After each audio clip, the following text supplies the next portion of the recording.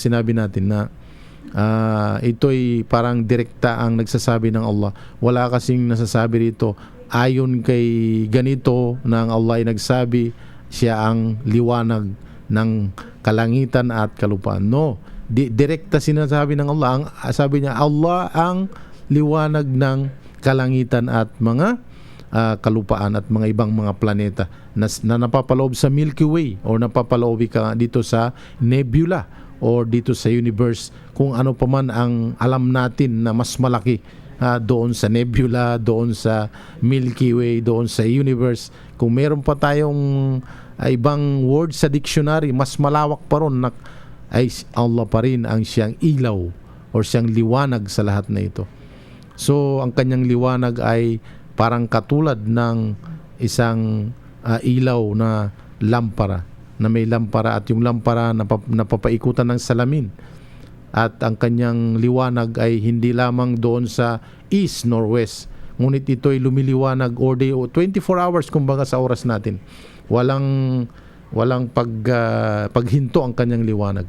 So ito po ay hinahalin tulad ng Allah, katulad ng kanyang biyaya, ng kanyang tulong, ng kanyang pagsagot sa lahat ng ating mga panalangin, sa lahat ng mga ating mga problema, maging tao man, isda, insekto, ano pa man yan, sa himpapawid, sa karagatan, sa kalupaan, sa kabuntukan, kung saan man yan, always nandoon ang Allah at alam niya kung anong nangyayari.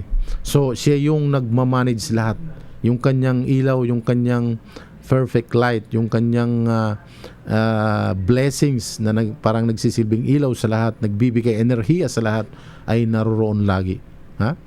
So yun po yung light upon light, yung liwanag, yung liwanag mula sa liwanag, ibig sabihin na napakalalim ng kahulugan. So napapansin natin yung nilalaman ng Quran, ito po ay direktamente, hindi ayon kay hindi ayon kay yung nag-translate nito mula sa Arabic to English, hindi po ganun.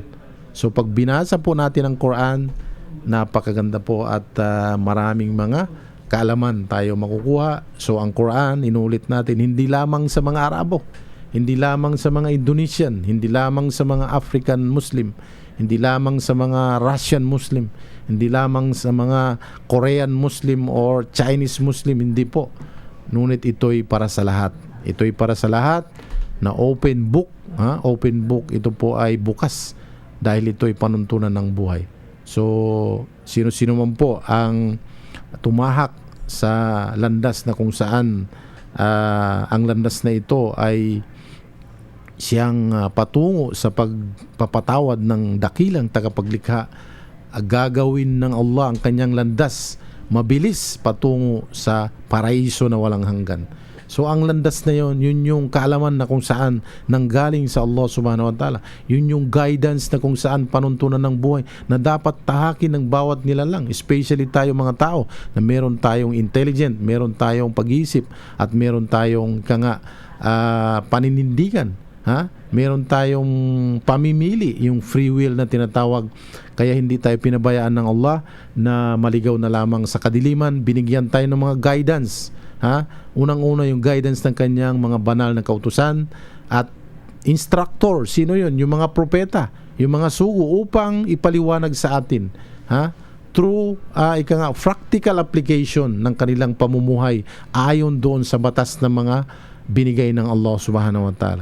Pinakita nilang sa kanilang mga buhay, sinabuhay nila ang nilalaman ng mga banal na kautusan, especially itong huling testamento ng Allah na pinadala kay Propeta Muhammad para sa sangkatauhan. So yun po yung sinasabi natin doon sa mga nagpapasinungaling, doon sa mga nag-aakala na ito'y kinopya lamang ng Prophet Muhammad sallallahu alaihi wasallam, doon sa mga nag-aakala na ito'y kathang-isip lamang, doon sa mga nag-aakala na ang nilalaman ng Quran ay mga mahiko, ay mga parang pagkulam-kulam. No, hindi po. Ito po isang guidance na pagsubukan natin basahin, maliliwanagan po tayo. So especially doon sa spiritual side ng ating pagkatao, maging sa material, maging sa social, maging sa ekonomiya, maging sa leadership, ano pa mang anggulo ng ating pamumuhay, maliliwanagan po tayo at maisip-isip natin na totoo na ang salita na ito, na ang nilalaman ng Quran ay nanggaling sa nag-isang dakilang tagapaglikha, na siya ang designer, siya ang originator ng lahat.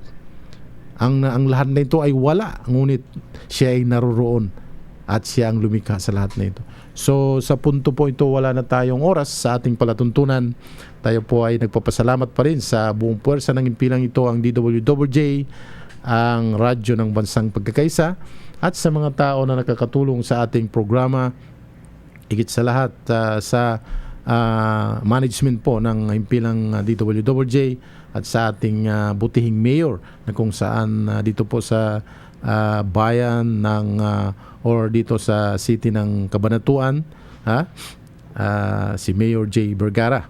Naway bigyan pa po tayo ng mga malawak na